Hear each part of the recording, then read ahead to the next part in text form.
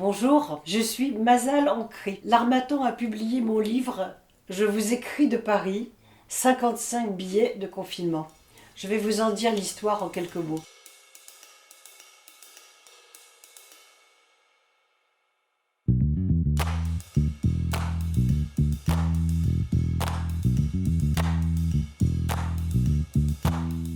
Jusqu'au 15 mars 2020, jusqu'à l'annonce officielle du grand confinement, j'avoue avoir considéré, sans doute inconsciemment, que cette pandémie, avec son cortège d'informations anxiogènes qui nous arrivaient chaque jour de Chine et d'Italie, ça ne me concernait pas du tout moi. Ça concernait le monde entier, mais pas nous, pas moi. C'est donc en plein déni et comme sidéré que j'ai entamé l'expérience inédite du confinement. J'ai tout de suite cherché à établir des repères. J'ai voulu entretenir des liens. J'ai cherché comment je pourrais contourner ces règles impensables de la distanciation sociale qui s'abattait sur nous. Ainsi, j'ai décidé de composer un billet digital pour mes amis, pour mes proches, en France et dans le monde. Un billet avec des mots, des pensées, des histoires, des extraits d'articles, des bouts de texte d'auteurs, des blagues, des chansons, des images, des liens internet, des QR codes. J'y mettais aussi mes questionnements. Mais le troisième jour, j'étais comme plongée dans le film Un jour sans fin. Tout me paraissait complètement dérisoire et vraiment je n'avais plus du tout le cœur à écrire un seul mot.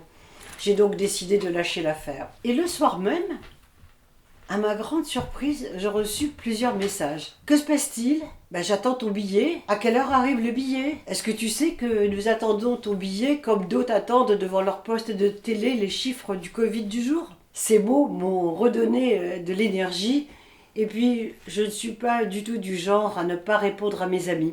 J'ai donc immédiatement repris la plume et composé et envoyé à nouveau ces billets. Simplement, j'ai proposé à ces destinataires d'y participer. Ils furent très nombreux à y répondre positivement, à donner de leur temps pour enrichir ce billet, pour l'embellir avec leurs rêves, leurs coups de cœur et aussi leurs coups de gueule. Et c'est ainsi, soir après soir, jusqu'au jour J du déconfinement, que 55 billets se sont envolés vers leurs destinataires partout dans le monde, franchissant les règles insensées de cette affreuse distanciation physique et aussi passant les frontières sans attestation et sans papier. Au bout de ce chemin, la bonne surprise, ce fut que la maison d'édition L'Harmattan a décidé de rassembler ces billets dans un livre et de le publier. Alors, ce livre, ce n'est pas du tout une analyse rétrospective du grand confinement.